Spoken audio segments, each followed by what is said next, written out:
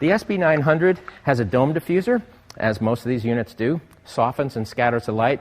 FYI, in inside that kit, there's also what they call a filter holder, which is pretty handy. You can drop your own cut filters. I'll show you my filters.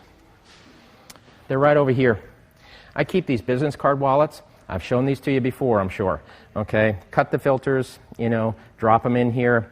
They've got various increments of, value, density, lightly warm to heavier warm to green conversion. And then there's also what I call my theatrical pack, which is when I kind of want to go, Star Wars, Darth Vader, that kind of thing. And I've got heavy blues and greens and reds and things like that. Probably not going to get into that today with Candra. But the nice thing is I don't have to tape them anymore. I've got this filter holder. Let's take a look here. You can see it just pops on to the 900. Pretty handy. So the filter just drops in there. We've actually talked about this before as well. It's got a filter receptor. So the filters that actually physically come with the 900 are what I call the smart filters. That's not Nikon's name for them. But, they have chips embedded in them. It's unbelievable. They have these little computer chips embedded in the filter, nestle up against this filter receptor here, which translates the signal through here to the camera.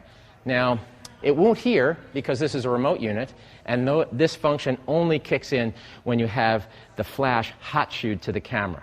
So when you change up that filter combination and say put a full cut of CTO, which is a warm gel, a conversion gel from daylight to incandescent, nestle that in here properly, clip it on to your flash, your SB900.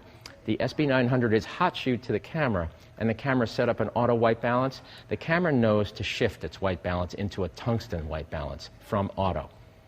Limited functions so far, limited kind of applications that I've seen for that particular function, but it's a harbinger of things to come perhaps.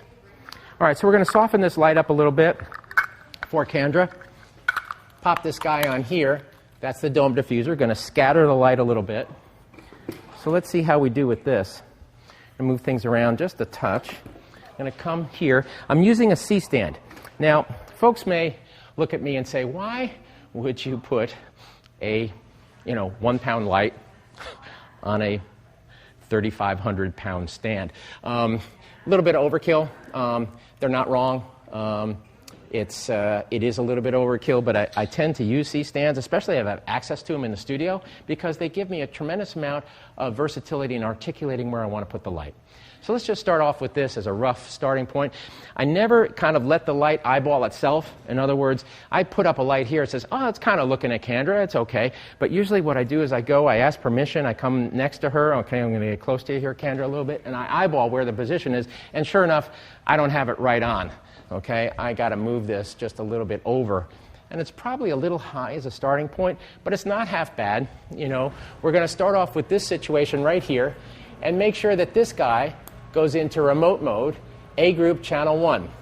At some point during the course of this, we'll take a look at how we maneuver those channels and those groups. We already did that in the existing SB900 video, so I don't want to spend a lot of time on it now, but we'll give a quick refresher. I just find that, when you talk about light or flash, which is light, you're talking about then related issues. Exposure, okay, color, quality, direction. All those issues lead into other functions. Buttons and dials, f-stops, shutter speeds, saturation, EV. It's all related. So we kind of keep cycling, as photographers do, back to the same issues. All right, so we've changed up the lens, we've changed up the light. The result is, let's take a look and let's see if we, made any steps that were, improving, where we were. Okay, so I'm at about 200 millimeters, backing that off now, maybe 180 straight. The commander unit is relating to this remote flash over here. See how we do? Again, it's an automated situation. Okay, it's more pleasing to a degree. Okay, we're not there yet. We're not even close yet. We're going to make this light sing eventually. But you can see we've got a shadow now that defines Candra's face. All right, we've got a little more depth and dimension. Don't be afraid of shadows. We've said that before. Kind of make sure that when you look at that shadow, it actually is helping you. It's defining that face, and it gives a little depth and volume to it. Also, most importantly, if you see where we are here, we lost the background shadow, and we got a little control over the background. Instead of throwing light straight back there and highlighting the background, drawing attention to it, throwing the shadow, now the crossing light, okay, has produced, you know, a not quite there yet, but it's a more pleasing solution, all right? Lost the shadow, more saturation to the background, a little more depth and dimension to Kendra's face. So now is the time to introduce Drew, all right?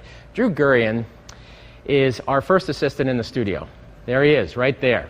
Okay, now, Drew has taken Brad's place since that infamous card game where I lost Brad to Scott Kelby.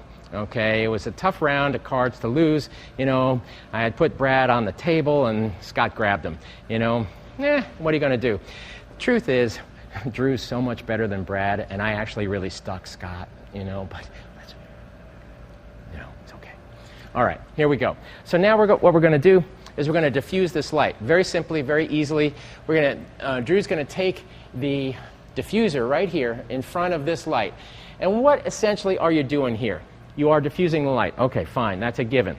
But in reality, what we're doing is employing that age-old maxim of making our light source bigger in relationship to the subject, bigger and physically closer. So when Drew puts up this tri-grip, you see from this tiny pinpoint of light, we've now gone to a surface area like this and physically closer to Kendra. So the result should be a heck of a lot more pleasing. Okay? Raise up just a touch, please, Drew. A little bit more, if you wouldn't mind. Okay, here we go. Way to go, Kendra. You look beautiful. Okay. If you look at this now, that's absolutely lovely. All right? She looks great. You know, and the thing about, you know, the simplicity of this is that if you notice, I'm still at 200 at 5.6. I haven't changed a thing. I don't have any exposure value compensation dialed in to either the camera or the flash, okay?